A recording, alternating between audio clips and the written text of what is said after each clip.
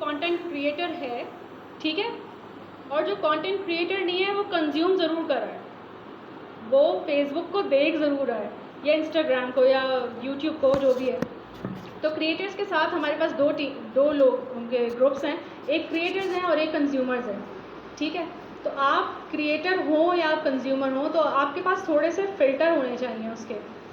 Consume आप कर रहे हो तो आपको पता होना चाहिए कि आप क्या चीज़ कंज्यूम कर रहे हैं, क्योंकि आपका फेसबुक या सोशल मीडिया से एक्सपोजर अब हमारा इतना ज़्यादा हो गया कि हम उसको बैक नहीं कर सकते या उसको बिल्कुल ब्लॉक नहीं कर सकते। तो अगर आप फेसबुक पे भी कोई वीडियोस वगैरह कुछ देख रहे हैं तो आपको अपने लिए बाउंड्रीज़ आप अपनी सेट कर लें।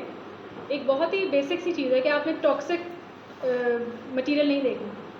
एक कितनी छोटी सी एग्जांपल है ये, जिसमें ऐसी बातें हो रही होती हैं या बुरा भला कहा जा रहा होता है। ऐसे बहुत सारे हमारे पास कंटेंट क्रिएटर्स हैं जो कि टॉक्सिक होते हैं और इतनी ज़्यादा उनके अंदर से एक चीज़ आ रही होती है, नाम तो नहीं लेना चाहिए, लेकिन आप लोगों ने देखा होगा और भी बहुत सारे इस तरह के देखे होंगे जो कि फैमिली में और इस तरह की बातें कर करके उनको हम लोगों ने ही उनको प्रमोट कर करके कहाँ तक पहुँचा दिया है। लेकिन हमें ये पता होना चाहिए कि हमें किसको प्रमोट करना है। हम इतने ब्लाइंड ना हो जाएं कि हमें पता ही नहीं है, हम बस उनको लाइक करे जा रहे हैं।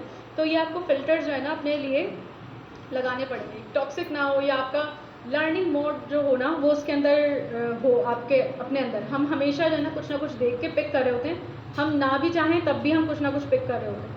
तो आप जो भी स्टफ या ड्रामास वगैरह कुछ भी देखते हैं तो आपको थोड़े से देखने चाहिए सोच समझ के।